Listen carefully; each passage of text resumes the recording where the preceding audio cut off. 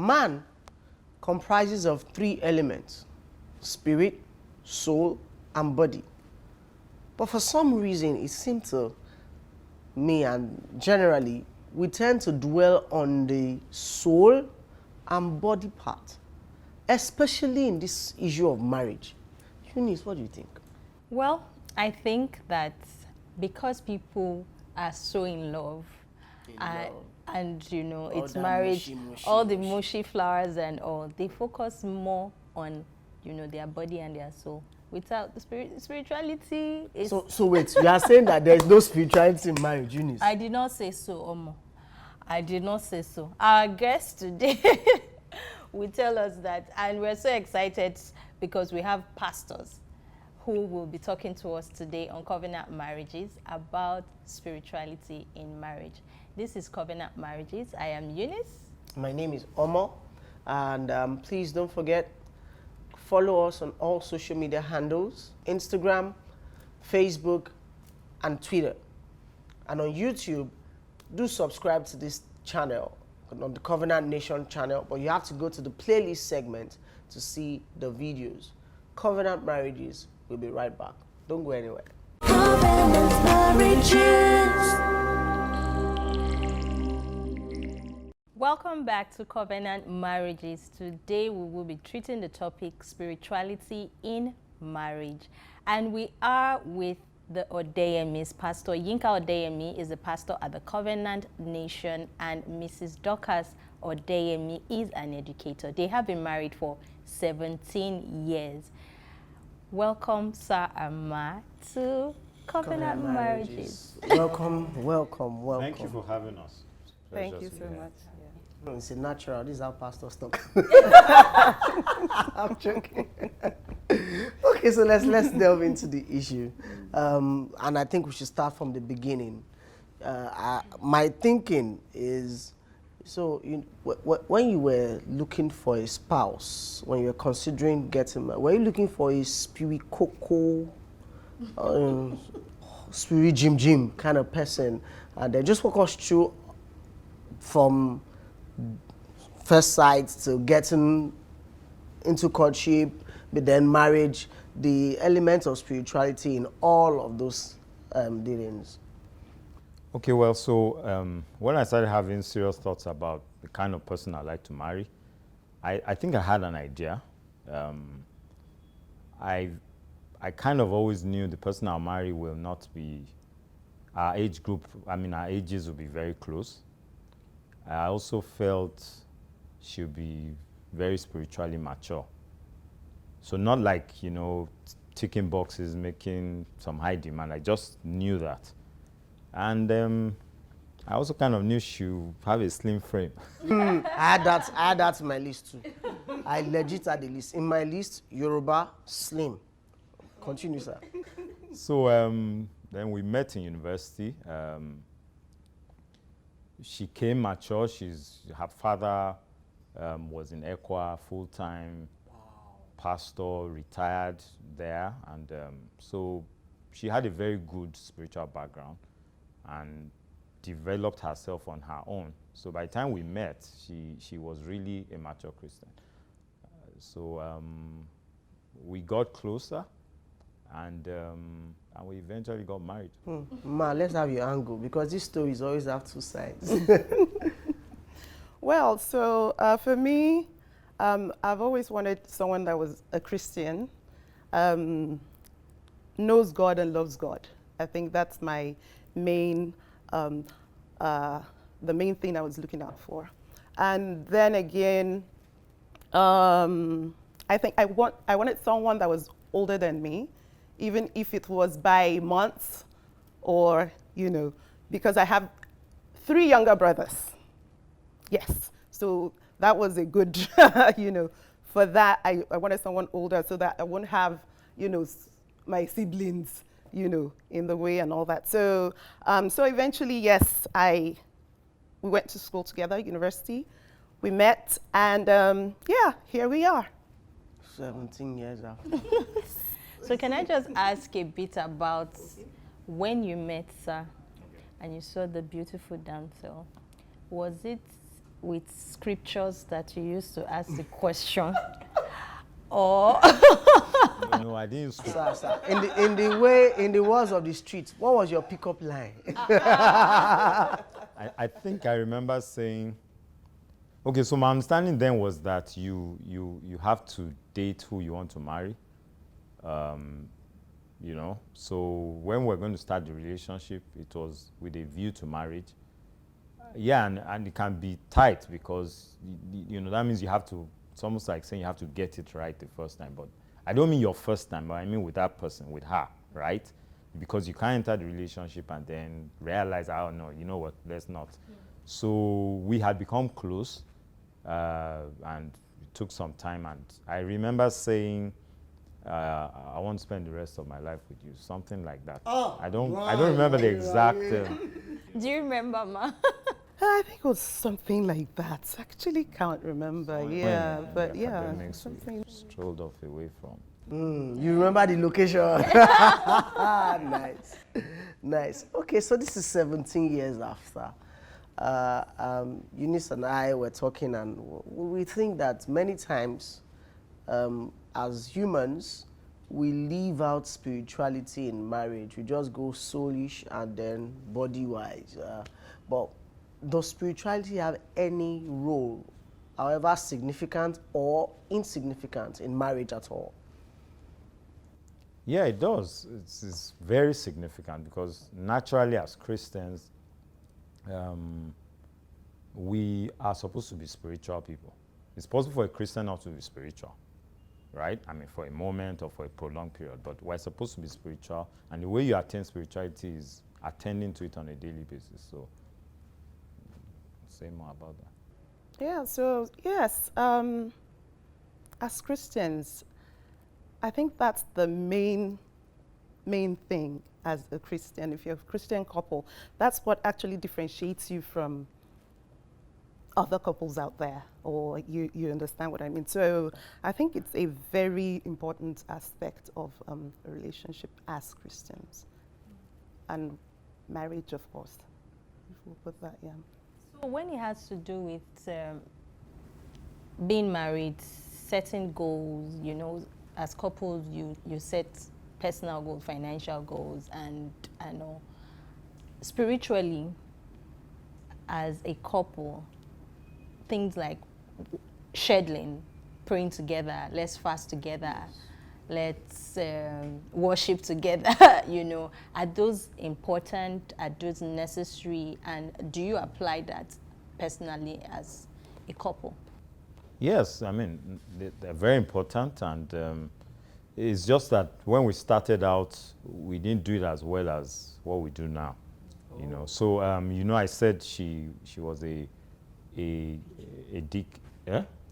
Pick pastor's kid. Oh, pastor's kid, yes, okay. I thought you said deacon, yeah. You know, she was a pastor's kid, and her father, very diligent man, you know, they would rise up very early, pray together. So as an individual, she picked that up, and, you know, she really continued diligently, you know. In fact, I didn't say something at the beginning. So we met in university, as she said. We went to the same fellowship. A friend brought her, and we were small in number, and, you know, that kind of pastoral care, that kind of small group thing. So because we were small in number, even apart from an official pastoral care setup, we would kind of assign people and say, okay, this person, you watch after this person, you watch after this person, you know. So, but because she was kind of mature, they asked me to watch after her. He's still watching. And I did that very well. You know, so, I mean, so we had to grow over the years, because couples that get married and plan it before they get married and talk about it and plan it specifically, you know, maybe we thought, well, we're just going to have that going, you know, but then we pray, you know, pray here and there, but you have to be deliberate about it. And so at the beginning, we didn't have it in the kind of synergy even we expected, or other people may have expected of us, being the kind of Christians we both were as individuals. Ma, why would you think, what actually made it that way? I mean, as a PK, and as the watchman or the, you know. So what made the spirituality at the initial stage not as you expect? No, it's the scheduling I'm referring to. Okay. Scheduling together consistently is what. Okay, so what you're saying now is that we should, as a matter of course, once you get married, you should schedule prayer times together. Yes. Bible study time together. Yes, as much as possible. You can do individually, Okay. but you should also create time to do it together. So this Lagos who No, I mean, yes, that's why I'm saying that it was difficult for us. But let her, you know, you were going to go to her. So yes, so I think yes, what happened was Lagos happened. Hey, Life happened. Lagos happened. And I think yes, we're both from different backgrounds. Yes, so like I'm an early riser. He's a late, how do you say it, sleeper. So he sleeps really late. So he doesn't wake up as early as I do. I sleep early. Do I still wake up? I sleep very early and I wake up very early. So the times, you know, they just didn't go together. Like, so I'm up, I'm ready, he's not. At night, that's another time when we're both up together. He's up, I'm done. Like, I'm already gone. So I think, but you know, with time, when we got to know, okay, if we need to plan this thing. If we don't plan it, it's not gonna happen. And you know, gradually we got into it, and yes. So in the beginning it was really shaky, yes. But I was used to it. So we would both still wake up at our own time, but not together. Yes, so. So consistency is key, and also being intentional. Intentional, yes. In this, but the place where prayer should hold, does it matter really? Because sometimes some people have, while driving to work, that's the time they really have praying together. In Lagos. In Lagos. So it's more about praying, not about when or how long, right? Yes, it's more about praying. And the best way to, I mean, some of the things we are saying now are things we learned over the years, not things we knew at the beginning. But I'm sure that's why we're here, right? So it's more of a consistent time. That's the easiest way to do things. And the way to do great things is that part you do every day.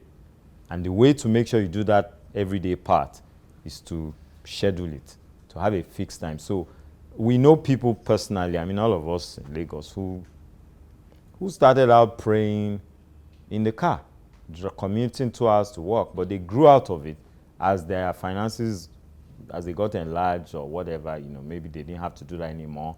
You know, they now pray at home, but those people didn't allow themselves to lose that prayer time. And if it was a couple driving together, then, you know, so whatever works for one is what matters. So what worked for you? How did you now eventually begin to do it together and consistently?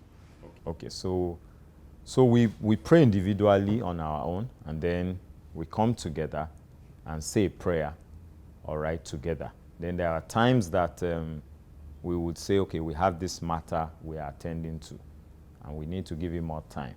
So we would specifically schedule, like she said, it could be in the night, you know, so just before she has to go to bed, you know. So it could be, you know, at times 7 p.m., 8 p.m., you know. I mean, that's not permanent all through our lives now, but I have in mind a particular season, you know, and we would do that, you know, and we'll say we want to pray. There was time we were trying to do 2 hours, you know, but what we do mostly right now is that we combine our minds and share spiritually overall. But that prayer, we say prayer, so it's not something that we're praying together 30 minutes.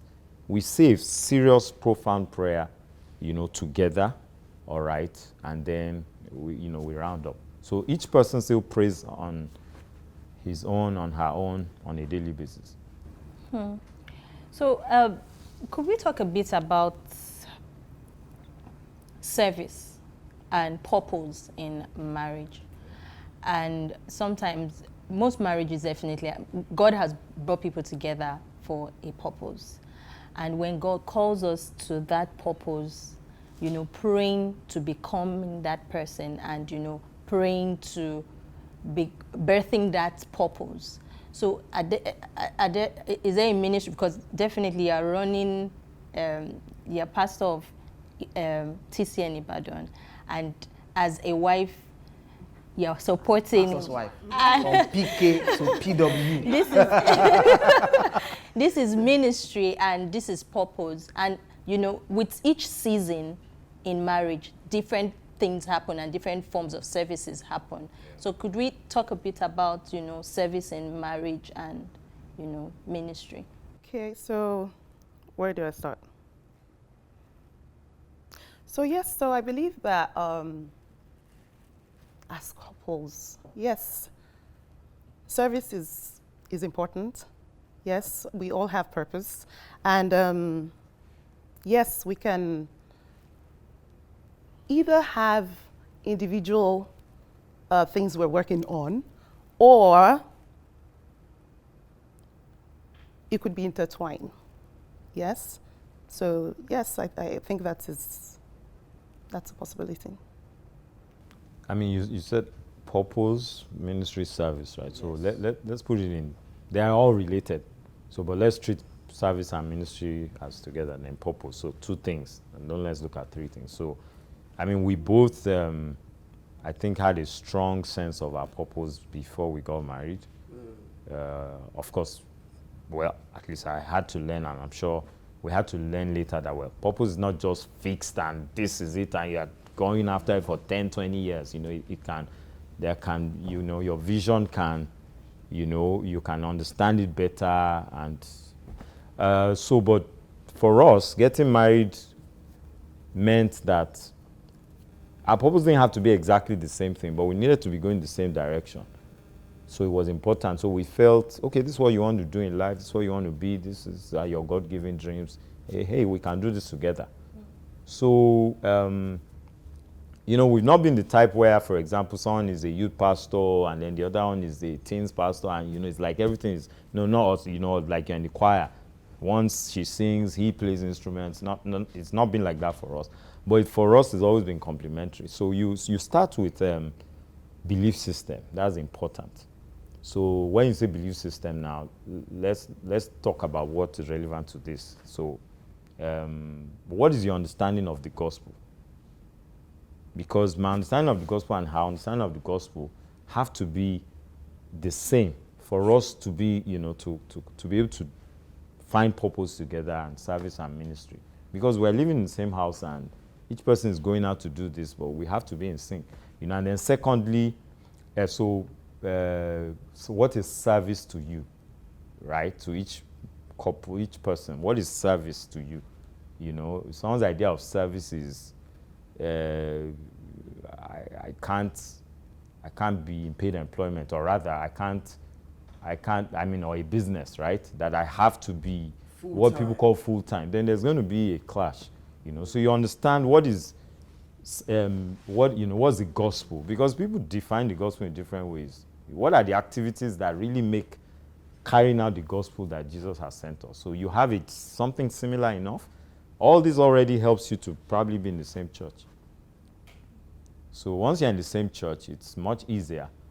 So even if you are serving in different capacities, which will be the case most of the time, you know, you feel like you are working towards the same. We're part of a bigger team beyond this marriage. That we have colleagues and friends in the ministry, and so when we come home, yeah. So I have my specific work, she has her specific work, you know. So then you build together, and you have your purpose. You have to be practical about it. So what's this purpose? How are we getting there? I believe strongly in people kind of recognizing their gifting, you know, their spiritual endowments, natural talents, all these things God has brought together, and how they fuse together with your professional life. Because for most people are not pastors, right? So most people are going to serve in this ministry. So, for example, she's a foundation stage expert. We've always seen that as service. even though that you know, that's paid employment for her, you know. So for us, it was service because she's really gifted in it. So every time she goes to work, for us, it's like you are serving, you know. So we can pray together, you know, and all of that. Okay, so let's marry this, because as you said now, most people are not pastors, most people are not pastors' wives, but virtually everybody has a means of earning and a career. So let's still bring it down to the minutest bits on spirituality. What are the things that you think generally everybody that is serious about their spirituality, or every marriage that is serious about their spirituality, should do, and how do we combine, you know, those things with the secular work that we do in such a way that none is suffering? You know, there are cases where people are, quote and unquote, so spiritual that they get late to work and they don't do all the things they're supposed to do. And then there are cases where people are so focused and driven that they don't even concern themselves with these things. So what are the basic elements of these spiritual things, and how would you advise everybody, particularly, as you said, those that are not pastors or into ministry, to go about it? Okay, so so I would say that in that light, you have to have a sort of a balance. There has to be a balance between your spiritual life and every other life, you know. So you can't lean towards just one side and, you know, leave the other suffering. So there has to be a balance. So if you are praying, yes, that should not affect. You should also have your schedule for your work. Everything should be outlined, and you're able to follow through. So if you're tilted towards one area, definitely the other area will suffer, and that is already, I mean, one area will suffer. Yes. So prayers is very important. So when you're praying, I think the secular work, it's also something you pray about. Exactly. Yes. So it's not just about service in church. I mean, that is your service for the time. So if you have a secular work, that is your service, and you need to give it all that it takes. So we're not praying and getting to work late. No. Yes, we are praying, and then we're making our time out, getting to work the time we should, working with our colleagues the same way we should. So if you're reading your Bible, all these things are things we carry out in that workspace. They're not things we read and keep aside till Sunday morning. So essentially, our Christian life is it's something we live out. We live out. So no area should suffer. Everything should be balanced. I think that's what I'll say. Oh, thank you so much, man. Don't go anywhere, our dear viewer. Covenant Marriages will be right back after this very short break. We are still speaking with the Odeyemis on the matter of spirituality in marriage. Don't forget to subscribe to this channel on YouTube, at the Covenant Nation YouTube channel, and then also to follow and engage with us on all social media, across all social media platforms. The Covenant Marriages on Instagram, Facebook, and Twitter. Covenant Marriages will be right back. Don't go anywhere.